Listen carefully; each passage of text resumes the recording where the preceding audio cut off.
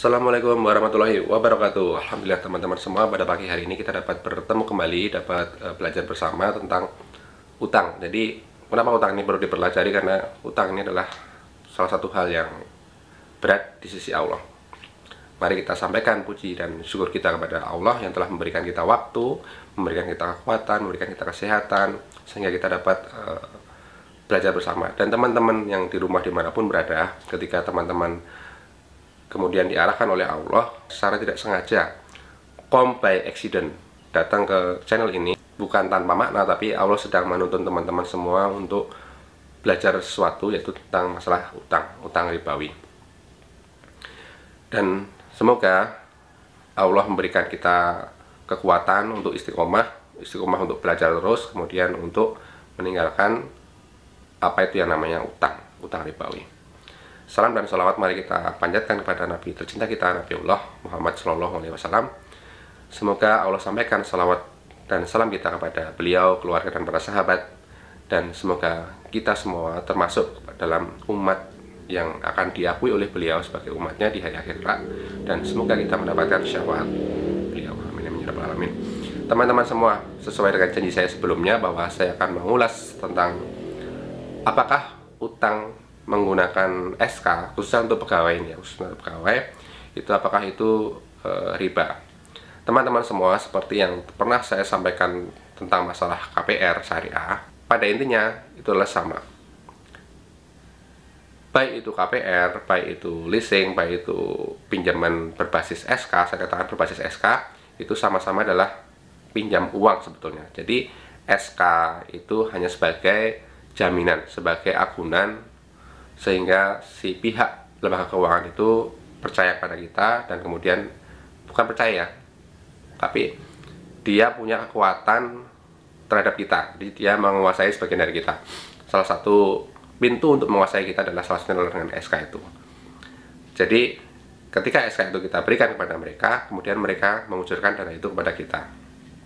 Nah, apa yang terjadi? Yang terjadi adalah sebetulnya kita ini menerima uang. Kita itu diberikan pinjaman atau diberikan utangan berupa uang. Tetapi silakan teman-teman cermati, tidak ada lembaga keuangan yang kemudian membolehkan kita untuk mengembalikan itu sesuai dengan jumlah atau besaran yang dulu dipinjamkan kepada kita, sesuai dengan jumlah yang mereka utangkan kepada kita. Pada kenyataannya, ketika kita meminjam 100 juta misalnya, itu kita disuruh untuk mengembalikan lebih dari 100 juta. Teman-teman, lebih 100.000 saja, misalnya kita harus mengembalikan 100 juta lebih 100.000, itu sudah riba teman-teman semua. 1 dirham riba itu sama aja dengan berzina dengan 36 perempuan. Artinya 1 dirham itu kecil, 1 dirham itu sekitar 70.000. Itu disitu sudah dihitung oleh Allah. Dan yakinlah bahwa tidak cuma 1 dirham, kurang dari 1 dirham pun pasti itu sudah dihitung oleh Allah. Karena apa? Karena perintahnya adalah ketika kita itu bertransaksi utang, maka kembalikan itu sesuai dengan jumlah dulu yang kita terima. Jumlah yang dia berikan itu harus dikembalikan seperti jumlah itu, jadi sama. Kecuali itu jual beli. Kalau jual beli memang beda, makanya dikatakan oleh Allah bahwa jual beli dan riba itu berbeda. Jual beli itu adalah ada pembeli, ada penjual, dan ada barangnya. Dalam konteks SK ini, dalam konteks SK pegawai, itu SK itu bukan sesuatu yang bisa diperjualbelikan. Sebagai contoh, SK saya namanya Febrio Sabta Widiatmaka, itu kemudian apabila saya ingin dapat uang tapi saya tidak ingin riba dengan menggunakan SK itu, tidak mungkin SK itu saya jual kepada teman-teman semua, karena teman-teman semua tidak mungkin bisa menggunakan itu. Toh seandainya teman-teman itu mau membeli SK saya, itu ketika teman-teman datang ke kantor saya menggantikan posisi saya, itu sudah tidak mungkin. Karena apa? Karena yang terekam di kepegawaian instansi saya itu adalah Febrio Sabta Widiatmaka, bukan orang lain. Dan kalau kemudian ada orang yang kemudian nekat mau membeli SK, itu sesuatu yang sangat konyol. Karena apa? Karena tidak bisa digunakan sebagai apa-apa. Ada orang yang kemudian nekat mau membeli SK, itu sesuatu yang sangat konyol. Karena apa? Karena tidak bisa digunakan sebagai apa-apa. Itu sebabnya yang terjadi adalah SK itu hanya sebagai jaminan, agunan, bukan sebagai alat jual beli, alat tukar-menukar, bukan.